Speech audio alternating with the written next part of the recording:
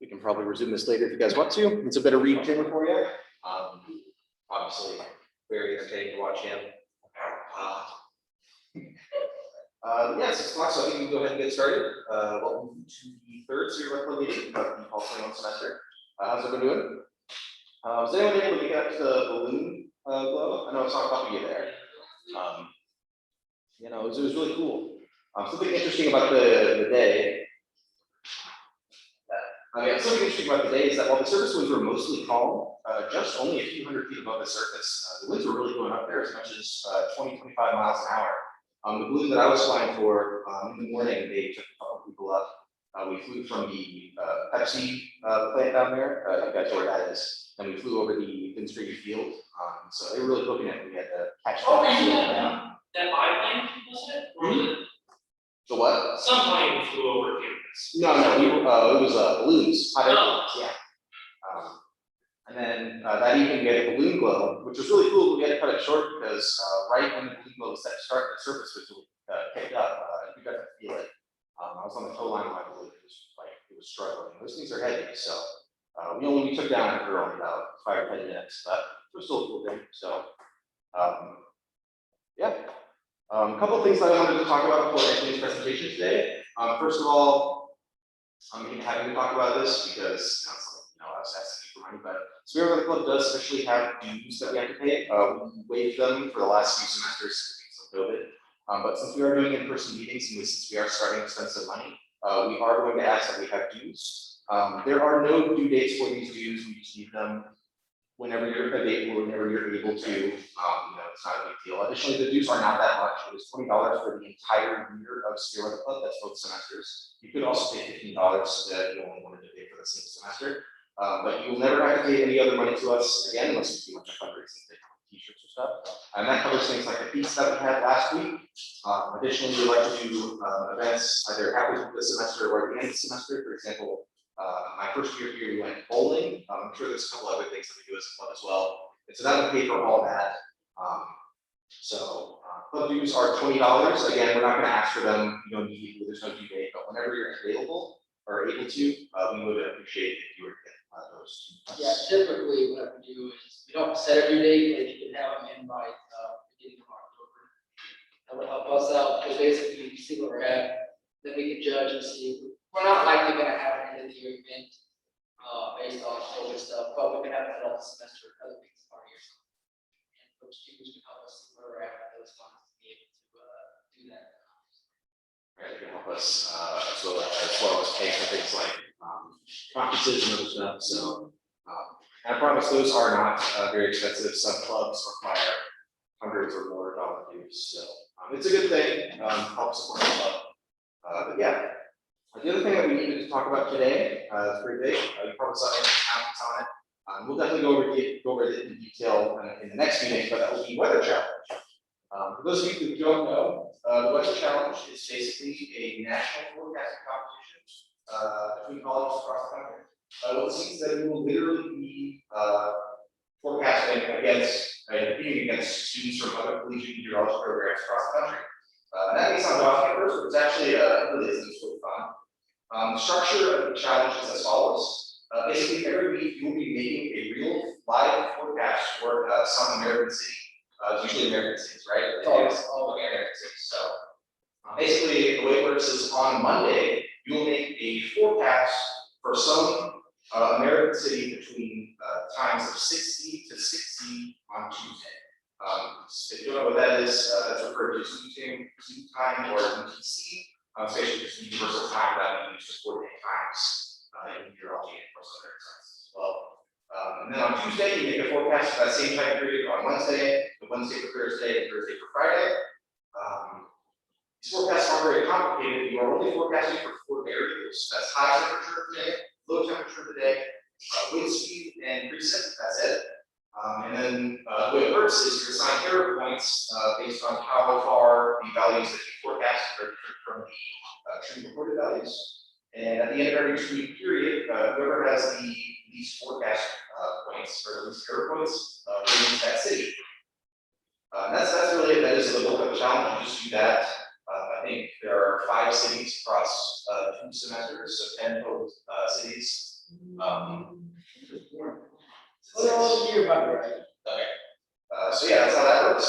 And what's really cool is that you're not doing it just to do it. If you do well, you can actually win a trophy. There are or like class categories based on what you are at school. So there's freshman, sophomore, junior, senior, grad, and then alumni as well. There's categories for that. And if you come in first or second in your category for a city, you get a trophy. Anthony last year he did get was it first place? Yeah. For one of the cities, and so he is owed a trophy, which will be going into that display cabinet out there. We've had a few winners in the past few or so years, so that is really cool. Additionally, we are also not only competing individually, we also compete as a team. The entire university has a ranking, and all the other universities do as well, based on how everyone else in their schools are forecasting. And what's really cool is at the end of the year, all the best individual forecasters and the best schools get to be determined. And there's like a elimination style tournament to see who's the best forecasting school. It's really fun. If you're in Dr. Finch's 329 class this semester, I know she's requiring you guys to do that. I think she's also waiving the registration fee. If you're not in her class, then you want to participate. The registration fee is only $5 for both semesters. That covers both semesters. That's also $3 per semester if you want to do that as well. You pay that to Anthony. So it's really cheap. It's a lot of fun. What I recommend is that any meteorology students, which I think all of you in here are, I do recommend that all meteorology students do it. If you're a freshman, you might probably be thinking right now, I don't know forecast before I'm not going to do it. What I will say to that is, please don't think that way. For one, obviously the only way to get better at forecasting is to practice. This really is great practice because you're doing it every single day. What I will say is that when I was a freshman, I thought the same thing, and I did not do it my first year. And then my second year, I had to do it because I was in synoptic with Dr. Finch, so she does do it obviously. And it turned out to be a lot of fun. And in fact, I came very close to a trophy. I was forecasting for Boston in the second semester, and I was in second place in my category, I think 7 to 8 days. And then the last day, I think this time for passing the war or something. So I just missed out. I dropped like 5th place or something. It really is. It is a lot of fun. I can attest that it is genuinely a fun game to do. It's not super hard to do well. Additionally, you might be worried about the time that it is, how long it takes to like do your forecasts. And if we're being honest, I promise it really doesn't have to be that much time. You could put or commit as much time as you want to your forecast. Obviously, you could spend hours and hours doing your forecast every day. I know Anthony loves to do a lot, but it doesn't have to be that serious, you know. We all know that it's busy, so sometimes if you really are busy, you can't get a forecast, like research on a forecast. You can't just copy in the numbers from a forecast model or an weather service. It's totally fine too. It really is just about having fun and improving your skills. And of course, the incentive for trophies and team play and tournament is also an incentive as well. I really do recommend it. It is a lot of fun if you're a freshman. Yeah, I mean, for me, I spend 30 minutes minimum making the forecast, but that's just because I take it pretty seriously. And you know, the more you do it, the better you get. When I first started, you know, I was middle of the pack, I wasn't really good. But as I started learning, you know, what I needed to look for, what I wanted to do, what was occurring, I started getting better and better and better. And last year was my best year yet.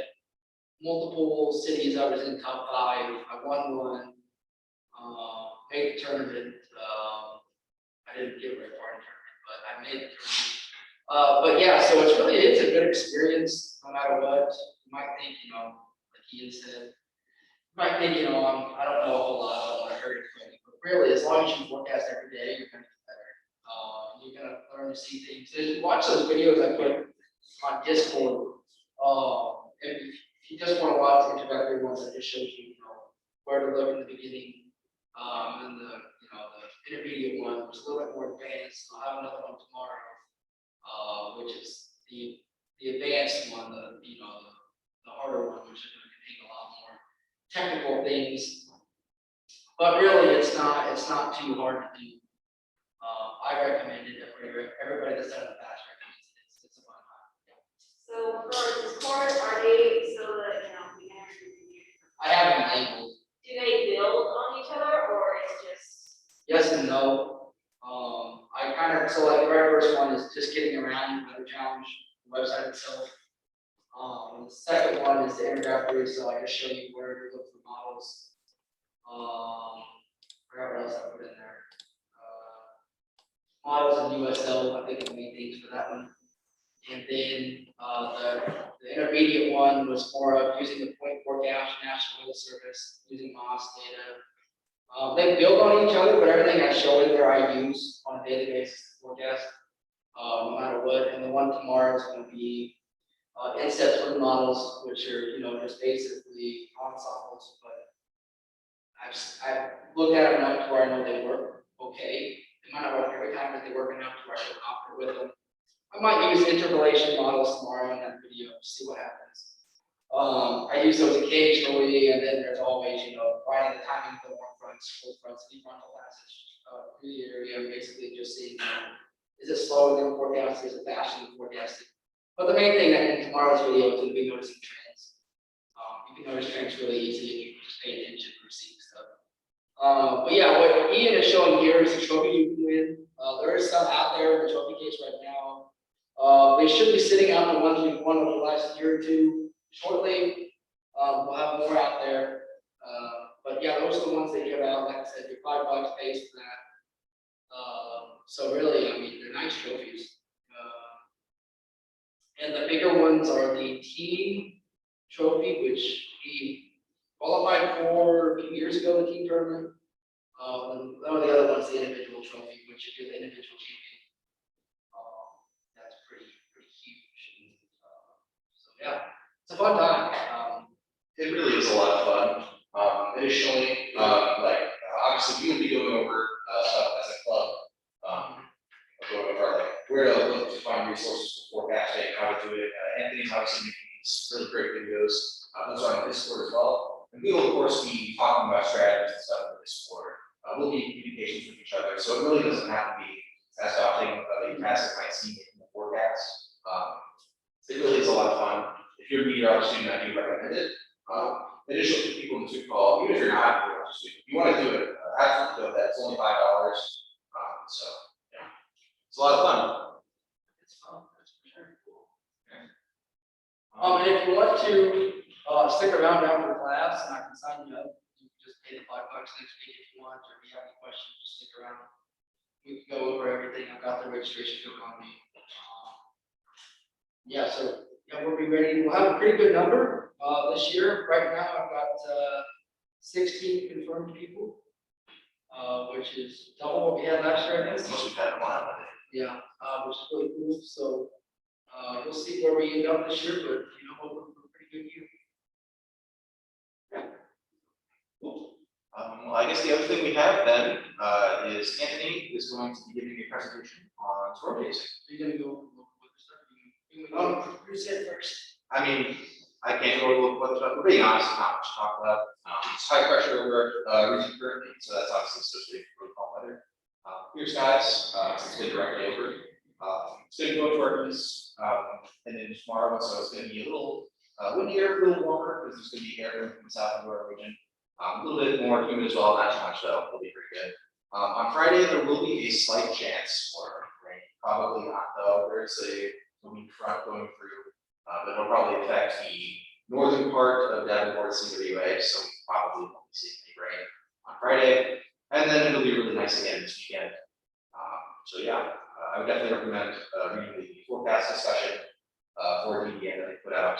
That'll tell you all about why that's the case. Yeah, pretty calm weather, not much show yet, but yeah. All right, I guess I can take over. Sure. Here's your stick.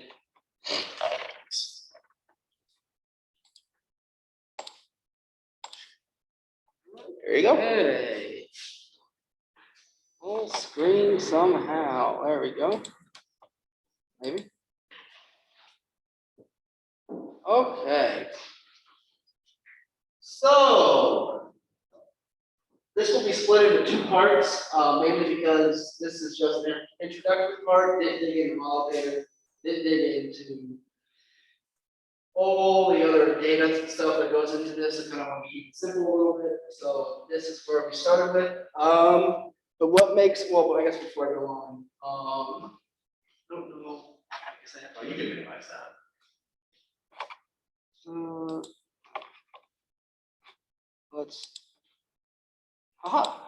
So in case you can't tell, obviously this is where I was this summer. I was in Colorado. This area is where the twister was. We were leaving the storm, and we were pretty upset because we were literally playing catch with a football for 2 hours, watching this thing slowly move its way across Colorado. And as we were leaving, it hit some type of boundary and exploded. And so we were really excited to see this, but we were almost on our way to New Mexico whenever this happened, because that's where we're going to go next day.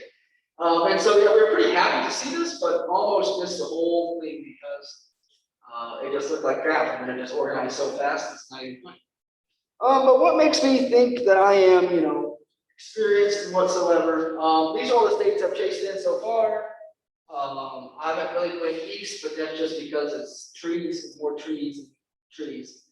Out east, so I pretty much started chasing when I came here, met with some people, and then just went out, and now it's just been a fun thing to do.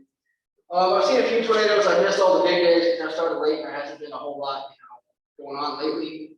But I do like long drives. If you like long drives, storm chasing is for you, and you get to see how beautiful the country is. I literally go into the middle, all the way from North Dakota down to southern Texas. So that was really nice. But let's see. Before you go on a chase, you really need a good car. You need one that pretty much gets good gas mileage. If you take a truck, you're going to be paying for a lot of money in gas. But the further south you get, the further southwest you get, it's not that expensive. But it is there. And what you really want to do, I'm going to click on this. Hopefully, should have had this done beforehand. Oh, maybe. How do I escape this?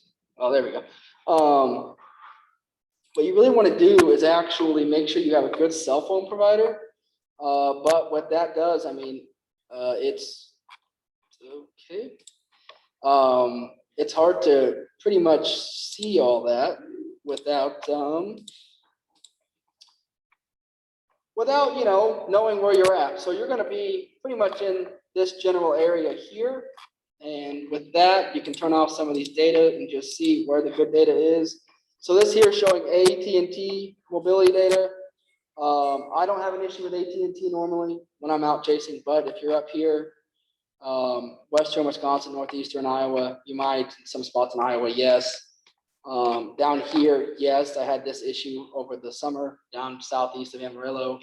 And in the Panhandle, I was also a lot up there this summer. And yes, I did not have much internet. You go to T-Mobile, very sparse, very good in cities along interstates, but other than that, not so good. Nebraska says, we don't like you. US Cellular, pretty much the same way. Not a lot going on. If you're in Iowa, good for you. But not a lot. Verizon's pretty good, really. That explains why I always lose service every time I drive here. There's a splash that's missing. Yep. So this is Verizon, really bad spot right through here. Probably bad data right here, it looks like. I don't think it would be that spotty. I think that's just some missing data links. But typically, about the same as AT&T. So whenever we go out chasing, I'm typically with the same crew. You guys have met Rich in the Discord. I'm typically with another guy. I have AT&T. The other guy has Verizon, and Rich has T-Mobile, AT&T, and Verizon combined somehow in some phone package. He has them all combined. He's paying like $100. Yeah, I don't know what it is, but yeah, he has them combined. He doesn't have any issues. But yeah, so as long as you have overlaid like this, you have AT&T or Verizon, you're gonna be pretty good when you're out there. But you'll always have issues no matter where you go. But that's one thing you do need to be aware of, because if you don't have data, then you're in for some trouble. And that's because for us, I'm running a laptop typically, which has radar, which I'll talk about in a minute. I use that laptop for radar, surface observations, satellite imagery, and mesoanalysis when I'm chasing out there, which mesoanalysis we'll get into whenever I get to part But for radar, I typically use GR and radar scope. I have all three of these. For my laptop, I use GR, which is Gibson Ridge. I think I've talked about this a little bit. It's $80 to get, but to get super res data, it's $164 a year to get super res data. Very helpful. I use it a lot.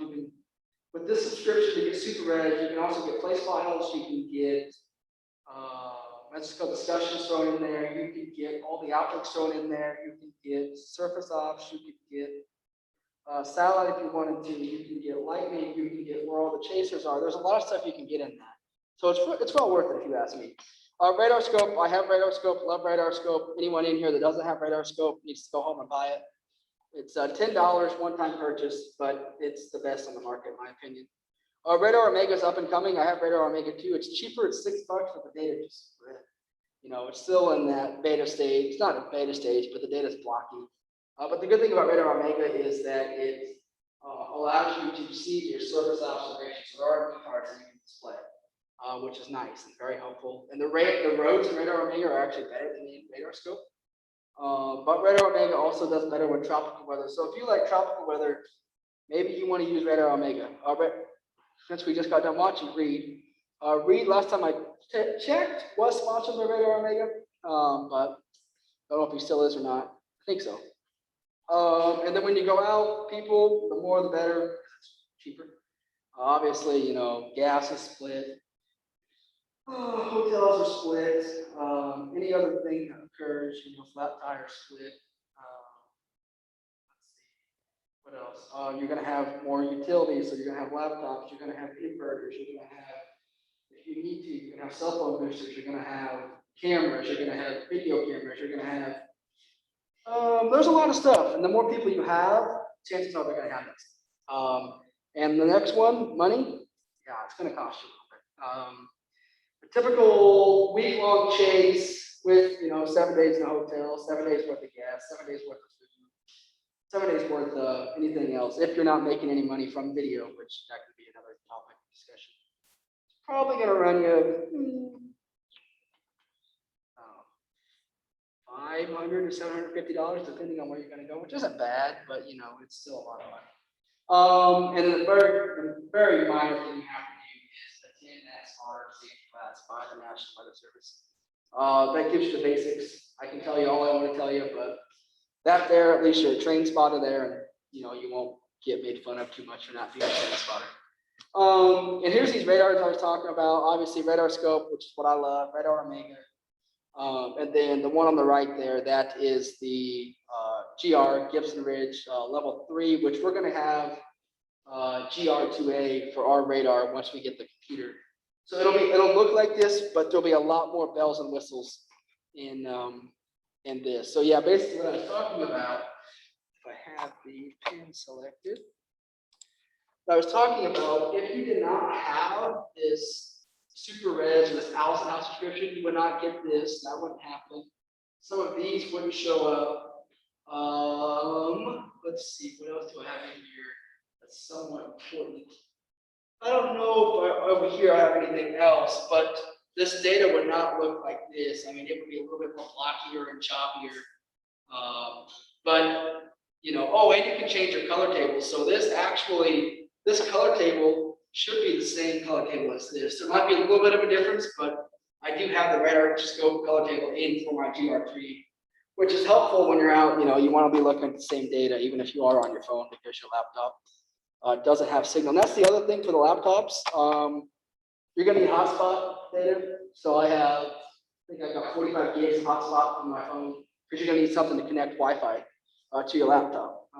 So make sure whoever you're with, either you or them, have that hotspot data in case you are using a laptop, which is really recommended. If you don't have a laptop or an iPad in the car, you're really doing it wrong. But if you're new to storm chasing, you should really start on the SPC. And you can basically, look at everything for the day, what's going on. Not a lot going on lately for us. If I do hit this and go here, this is the day 1 outlook, which I think there's some storms, up here. And so what you would want to do is, this is the day 1, so obviously you can't chase day 1 because that's in the Northeast. But if it was local, what you would do is you would go down here and you would read this whole thing. Basically tells you what the SPC forecasters are saying, what they're thinking, what they want to happen, I guess. But this is where you would want to start. Just reading this and kind of getting used to this. After you've taken synoptic, this makes a lot more sense because all these terms in here, you'll understand what they mean. Right now, it might be you might say water vapor imagery shows a low amplitude of progressive upper trough moving across the Great Lakes region. You might be thinking, what in the world is that? But after synoptic, you'll understand that, especially when we get into scattered convection to the east of the low is in a region of moderate low-level vertical shear with local VAD profiles indicating 0 to 1 kilometer SRH values of 150 to 250, which is pretty good. So this is why this may be sufficient for a few rotating cells this afternoon for a tornado or two. So I mean, eventually you'll understand what that all means. But right now, you can read that and basically see what they're thinking, and you can be an SPC chaser. Most people are.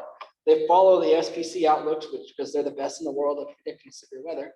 And so that's kind of what I do. Sometimes I don't, but for the most part, I'm always wherever their risks are. And so basically what happens here, you saw in that, I'll have on that next slide too. The marginal risk is your lower end risk. So you're going to have severe storms, but it won't be anything crazy. Once you get to a high risk, we're talking widespread severe storms. You could have EF4, EF5, you could have derecho wind conditions. A high end risk event basically will be probably winds of 90 mile an hour or greater, supercells capable of long track, long lived, dangerous tornadoes that could happen. Could be hail, softball size, grapefruit size, could give you a high risk. Typically, the tornado itself could give you a high risk, but the hail will typically, if it's maxed out, give you a moderate risk. You don't really ever see it giving a high risk, but it does happen every now and then. Mixed in with wind, you might get a high risk. But like I said, read that discussion because you're going to want to see that discussion. Here's some risk examples from this past year. The left one is your low end day, but I think there were actually some tornadoes on this left image up through here. But that's a low end day here. Still, still get storms, but nothing too major. The right, this is a high of the high day, so this is a high risk day. Not too many of these occur every year. We've already had 3 this year. I don't remember off the top of my head, but that was in March. So What days are these? the left one is the 27th of August, and the right one is March 17th. That was the period of the 2 back-to-back high-risk weeks for Mississippi/Alabama. I don't think there was tornadoes, but I don't know if they were high-end tornadoes. I think they were EF3s for this day and the next week. But if you see this high-end risk, I knew people going down there to chase. I wanted to go, but I wasn't going to go by myself because Southeast is known as the jungle for a reason. Because there's trees, and more trees. Also, there's southern people. That's true, but yeah, it's dangerous because of the trees. Most people won't go there because they can't see anything once they're there. You really got to have a drone, or you got to be not scared of getting hit by an F4 or an F5 that could come out of the trees and get you. So yeah, it's something. And so now that you've looked at the SPC outlooks, you want to begin to look at the models. So I'll dig into these two, and if you go look at my weather challenge video, I did dig into these two. Those two different model websites are both very good. Like I said in the video, if you're new to looking at models, use the College of DuPage model. Very user-friendly. It's really good for beginners because there's not as many models, there's not as many parameters in there. So it kind of gets you introduced to models. That's what I did. And then once you're used to the models, you can jump into Pivotal, which has a bunch of models and a bunch of parameters that are more advanced than whether the College of DuPage could offer. The 3 you want to look at, the global models, GFS and the Euro, and the regionals, the NAM. They don't have as high a resolution, so if you're farther out, so like 3-4 days, those are the ones you're going to want to look at. But once you get into closer days, they're called the CAMs, but the convection allowing models. So the HER, the NAM 3K, those are the 2 main ones. All the WRF models are CAMs. The RAP, I think, is a regional model. But these resolution, like the NAM 3K, that's a 3 kilometer resolution. The original NAM is 12 kilometer resolution. So you're getting a pretty good model that you can actually pick up mesoscope and just you can see individual cells, you can see what's happening at the surface a lot better with those cams. And so you've chosen a site that you think is suitable, and you want to go. So now what are you going to do? I will, like I says here, I will go over what to look for in the next presentation, but you really need to choose a target. You're not going to make it to your target in one day, typically, unless you're flying down the interstate. Typically, your target's going to be somewhere in Kansas, could be in Oklahoma, could be Texas, could be Colorado. Chances are you're going to make it there. You know, you're going to stay somewhere in a hotel overnight. I love Comfort Inn, so that's why I chose this picture. I've never had an issue there. But so I always say you're going to plan for that. You're going to get up early, and then you're going to go. And that's the best thing to do, because that's the last thing you want to do is be driving all night and chasing tornadoes the next day and get tired. One comes up on you, you don't have the reaction time, you're not thinking. So you really want to get that rest that night before, even if it is for just a few hours. That's better than nothing. So the day of the chase, what you're going to want to do, first thing you're going to want to do is check the SPC outlook. Look at the You shot that photo? Yeah. Dude, I've had that photo as like the wallpaper for a couple of weeks sometimes. Yeah, that was in Kansas, 2020 in Kansas. I've got more just like that. I'll show it to you. So yeah, you want to check the outlooks. And once you check the outlooks, you can really do anything in this order here. As far as what you want to look at, mesoscale analysis, I'll go over in the next presentation. But what this is it'll basically give the prediction of what they think for wind shear you'll have, for Cape, for SIN, within the next 6 hours. So you can kind of see, where your storm's going to develop, where they're going to go, what environment are they going to go into. Satellite imagery, very important, because you can basically look at satellite if it's raining in your area. You just better hope that it clears off soon and the sun comes out. Surface observation is very important in picking up convection of either moisture, temperature, you can see what direction the wind's coming from. Typically for tornado day, you want the surface wind to be out in the southeast, for it to be backed out in the southeast, and then as you go up, you're going to turn with height.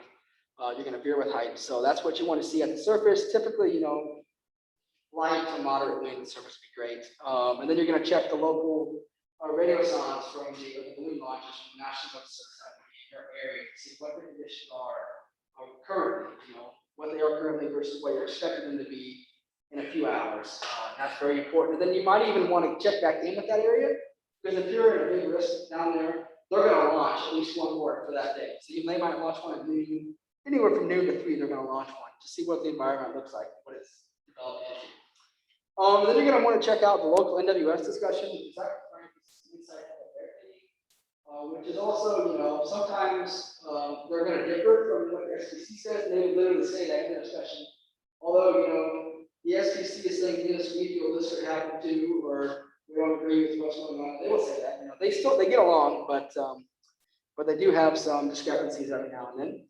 And then I say check models again, but mainly what you want to do when you check models is you want to ingredient forecast. So basically, you want to see what's there. Does this make sense? Is this what happening now? So you're going to want to check the upper level winds, and you're going to want to check the radio sound. Does this make sense for that level in the atmosphere?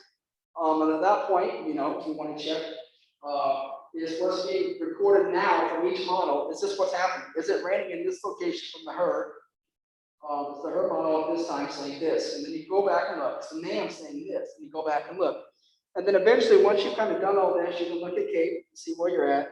And the very last thing you really want to do is check and see the simulated reflectivity. Because if you do that, you really don't know what's there. You just know the reflectivity is there.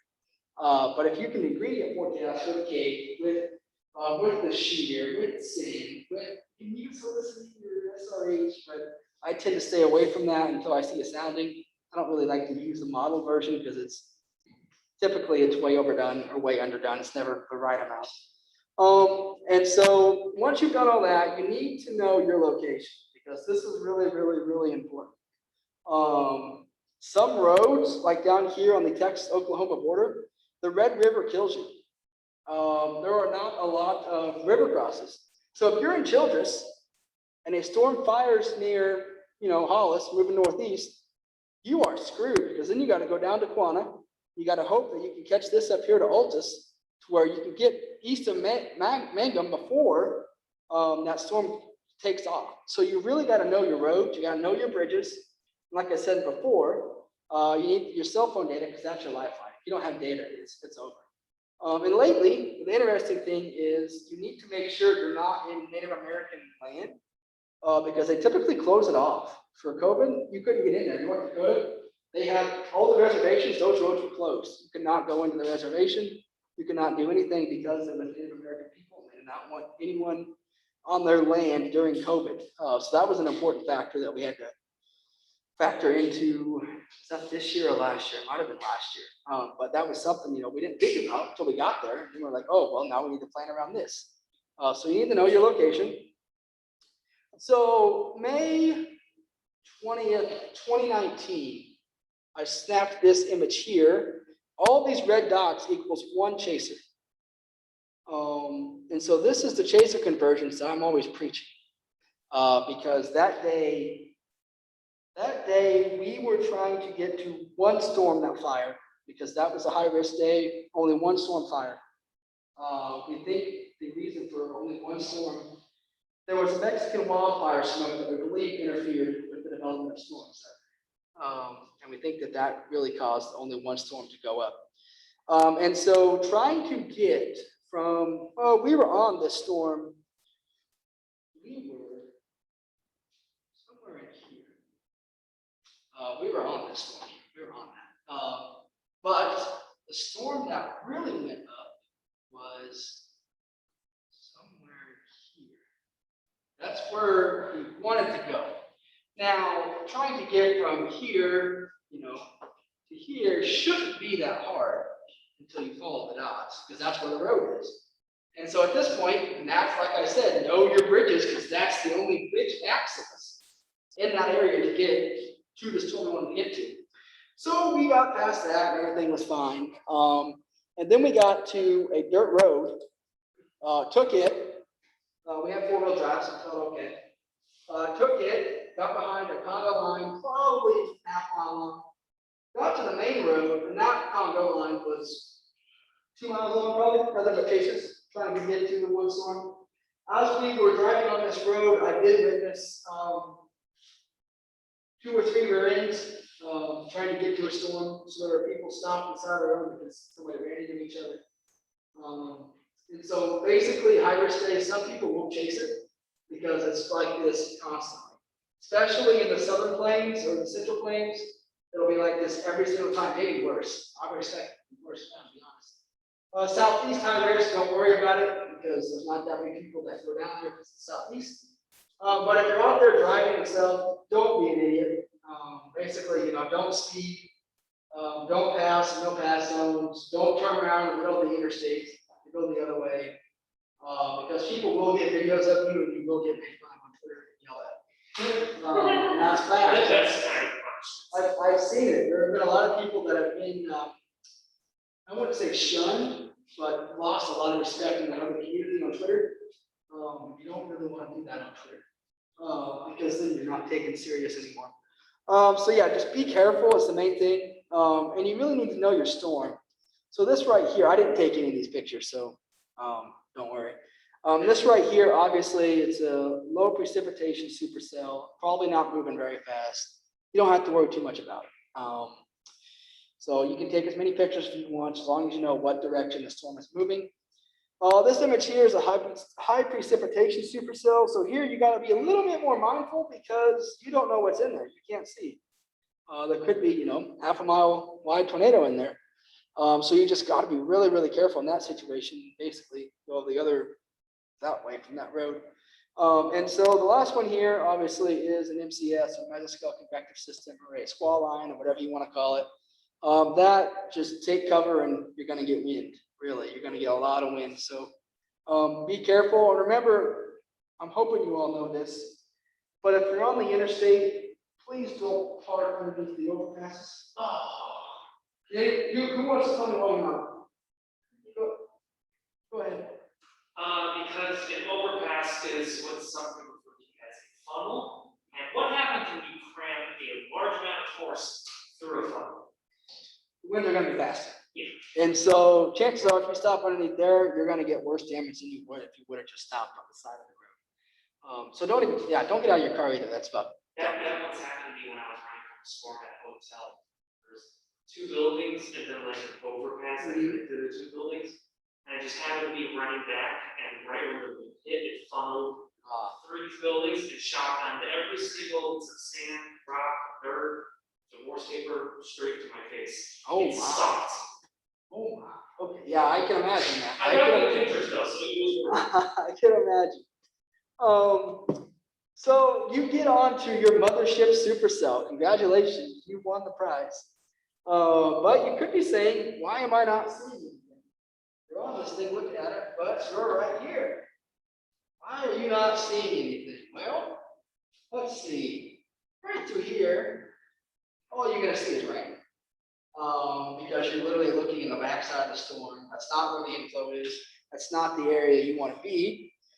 So if you were looking at this, the best place you could possibly be is probably right here on this road. Depending on storm movement. Now, granted, if this is moving this way, you could be anywhere on this road, but it's not going to move. Well, it could deviate, but chances are you're going to see that before it comes, hopefully. But to be honest with you, to be on the safe side, you would want to be somewhere right through here. Somewhere, right through here. You have an option to go back southwest if you need to. But if you're here looking at the storm, now you're seeing something because this is your area of interest. This is probably your free fall. Your channel is going to be something right through here. So, you're gonna see something if you're right on that road. And obviously if it's moving, more this way, you can probably follow that road. But if it's moving more this way, then you can't follow that road. You're just gonna have to wait for it to pass and find a new road. But to be safe, I'm not gonna tell you to go, because I wouldn't even do that. If I was out chasing, I would stay, we would stay right here, see which direction slowly creep forward. But chances are we're not even gonna risk this thing turning, because a recent study has came out that some tornadoes deviate more than what we think from their original path. So you might have, let's say that you have a warning box, that's like this, tornado warning that way. A lot of studies have found that these warning boxes actually need to be shifted to where they're like this or like this, depending on the storm. This storm does not fit in the box in its entire life cycle. So that's one major important reason that you need to have an escape route. You need to have somewhere where you can get out of this direction. Like I say here, southeast side of the storm, you're going to not see the rain unless it's an HP supercell, which that one there is not. I wouldn't think so. It allows you to see the wall cloud annual tornado. But like I say, you have to know the storm direction before having escape route. Because if you do not, then you could be like this. So a little bit of a story about these. This one here was Mike Bettis. I said, actually, if we finish watching Reed's video, we see this. He comes up to Mike after this. And so what happens here, as many of you know, or some of you might not know, this was during the El Reno May 2013 tornado.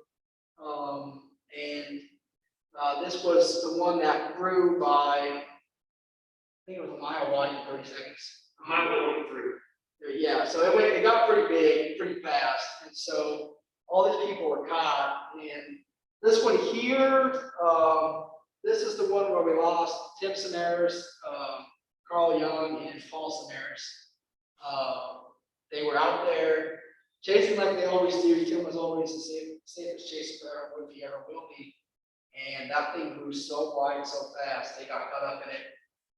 And if you ever see my car, which I drive a 2010 Chevy Cobalt, that is the exact same car, just in a mangled mess. And actually, what's really neat, well, not neat, it's sad, but right here at this exact location, there's now a memorial for those three. I've been there, I've seen it. A really neat memorial. If you're ever out south of El Reno, Oklahoma, stop by the memorial. It's really cool. And yes, the road still looks the same. It's not paved, not that. It really looks just like that.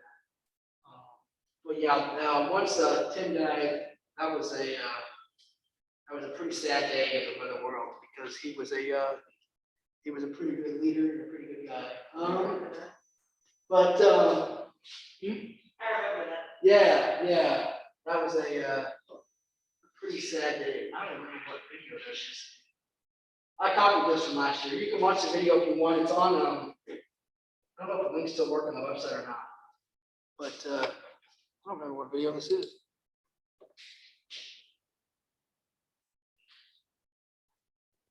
Oh, okay. So if you want to, let me know and I'll send you this video, basically how to report to the National Weather Service, report storms in general.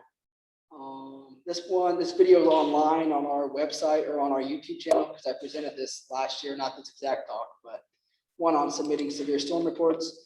The best way to submit them is through Twitter. Tell them your location, what you're seeing, especially what road you're on, because they'll use that to make warnings and whatnot. If you have a spotter network, which you can use through Radarscope, I think you can do it on Omega. Those are the two I know you can do it on. You can actually report what you're seeing, and they'll take that and send it right to the NWS. Basically, what you want to report is your hail size. What are you seeing? You see a rotating storm cloud, or you're seeing a fall cloud. You're seeing a falling cloud, is there a tornado? Those are the things they're going to want to know. They're going to want to know damage too. If you don't have Twitter, you don't have Facebook, there's no way of contacting the local National Weather office. You can always call 911, but I say last resort, because typically what 911 will do is they'll get the call in, and then they'll send one of their troopers or one of the cops out there to verify. So basically, you're wasting time because they want to get their sheriff NATO guy out there to make sure he can see it. But my advice to you, if you want to get into storm chasing, you gotta find a mentor. I found a few, and that's why I'm here. And if you want to know what you're seeing on a storm, watch this video. Watch this whole series. This is by Skip Talbot. I think he actually lives in Springfield. So anything you want to know, he'll tell you in that series. I still watch these because I can tell you what's going on radar, satellite, mesoanalysis, anything. But I still have a hard time sometimes visually seeing what's happening. And so, yeah, watch any videos by Skip. Those are great. Yeah, don't be afraid. Yeah, I can do that. Yeah, don't be afraid to jump in. Basically, if there's ever a chance to go storm chasing or jump in a weather talk, don't be afraid to do it. It's a lot of fun. And if you have a Twitter, follow every weather account you can. I follow so many. It's a lot of, you learn so much from Twitter. Twitter is awesome as far as learning and basically getting involved. I actually played Call of Duty with some people last night from the weather world on Twitter. And if you are successful, you might be able to see some cool things. So this one here was that same day as the other one. Ulysses, Kansas was this one. I don't remember the date. But this was Ulysses. Same thing, Ulysses as well. Different storm. I think it was different storm. Might have been the same storm. Might have just kind of came at me. One was edited. This was edited. I don't think this one's edited. This is what I saw with my own eyes. Took this picture. This was actually kind of scary because these were literally going down. Boom, boom, boom, boom, boom, boom, boom. Right outside of where I was trying to take this picture, so I was a little scared. I only got one, and I was so happy to get back in the car because it was scary. This is kind of one like the other one. As you can see here, you got your tail, beaver tail, coattail, whatever you want to call that. Here's your wall. You got a whole bunch of magnets up here. It's just a really, really, really nice supercell. Probably it's one of the better ones I've ever seen. And I was really, really happy to get this picture. Same here, just a little bit. I think I took a panorama picture here. I don't have a camera. I need to get one, but I have my phone, so that's all I really needed for that day, I guess. But oh, I know. I don't have the money for the camera. I would just be snapping away because some of these that I've seen are just. This year was incredible. Same with this, being right underneath that. This here was last year in Minnesota. I went by myself. That was a long day. Didn't really see a whole lot. Obviously, we got the tilted up trend. I just covered it all up. But that's your area of interest. Would be right down there. But yeah, I was you know, I went by myself, COVID, I was gonna ask people to go, but then I was just like, well, with COVID, it kind of sucked. Having to wear a mask in the car the whole time.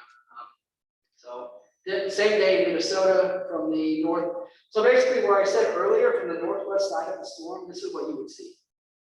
You'd be pretty, you know, you're not gonna see anything. Here's that first picture. This is not edited. This is literally, that's as dark as it was. There was a tornado reported in there, but it was like, I think it was back here. Erase the tornado. It never happened. I mean, somebody said it happened. I think it was somewhere back there, which makes sense. But yeah, it's we didn't see that. So that was that day. Same picture here. Oh, this is the end. So like coming up on this was actually on top of the hill. So we're going up the hill. And then whenever we saw that, we just started yelling. That was pretty cool. Okay, so anyway, can anyone tell me what's going on here? What else? It's refracting through, I mean. Yeah. What else? Cold as hell. Oh no, this was actually 60 degrees. Randy? I know you know. Brandon! All right, so we got the $7. All right, what's this up here?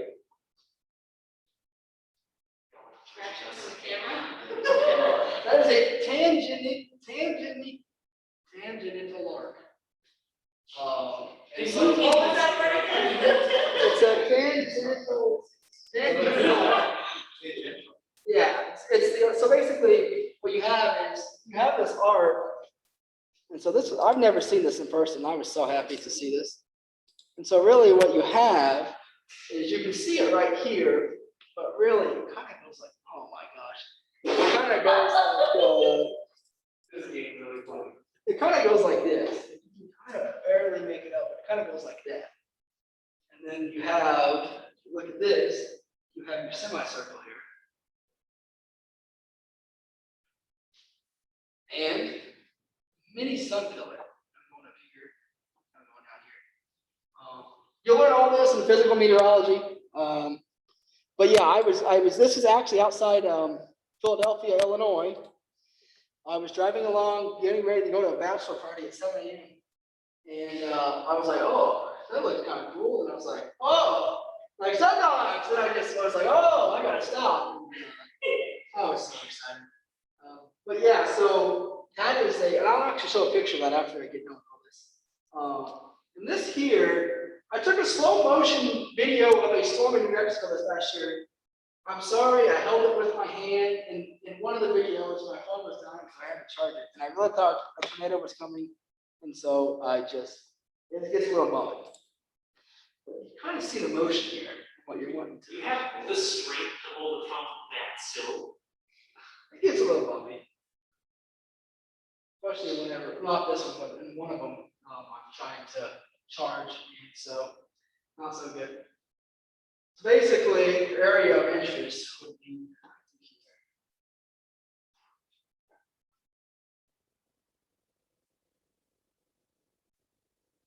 But, like I said, this one, not a lot happened. It just kind of goes like that, and then. So the news sped up, how was that real time? Slow motion, I think it's, oh no, it's time lapse, sorry, it's time lapse. Not slow motion. It's time lapse. I don't know what it actually is as far as time for what's being shown. But yeah, the next video was the one where we really thought it was gonna happen. And so here you can actually see it become a little bit more outflow because this starts coming to us. And so a little bit more outflowing, but it's still not bad yet. There's a lot of lightning. But yeah, the next one is where I get a little shaky because my phone's about to die. So where did the play button go? I don't want the dot. Oh, there it is. This is where it gets real dicey.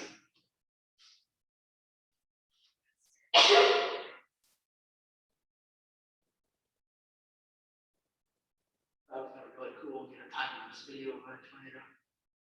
But, then here comes the phone, it needs to charge. Oh, gosh. Oh, no. Yeah. So at that point, we're like, we're too close, turn around, let's go. I think that's, oh, is this another video? I showed this video. Discard. How many do I have? No, that was it. It went back to the other one. But yeah, so that's storm chasing in a nutshell, but really what I want to show you, Angenital arc. Oh, sorry. Sorry, gosh. Please try to escape from that here.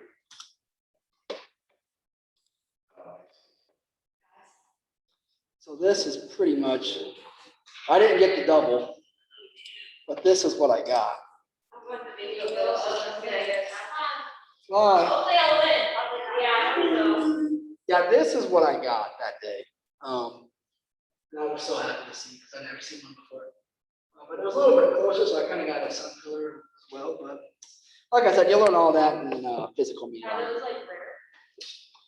They're not common. They're a lot more common in polar regions, basically because the sun's lower, a little bit more ice crystals in the atmosphere. But they do happen around here more often in the winter. This was actually in April. I think I got this. But yeah, no, they're really fun to see, but yeah. Yes and no. It kind of has that similarities, but it's not. So, okay. That is all I have. Let me see. Resume share. Oh, it's because it's on here. But yeah, so that's all I have. Any questions at all? So some of the links you'll post to this work. Can you remind me? I will. Yeah, this presentation will also be online on the Spirit website. Yeah. I think you've already posted it, right? Let's see if it's there, actually. WRU.edu/. Here's our website, if anyone's interested. Whoa, special type font. Presentations. I don't know if it works in the PDF. Yeah, well, it's there. So you just have to go to the website. Click on it. So. Yeah. All right. I'm done. Cool.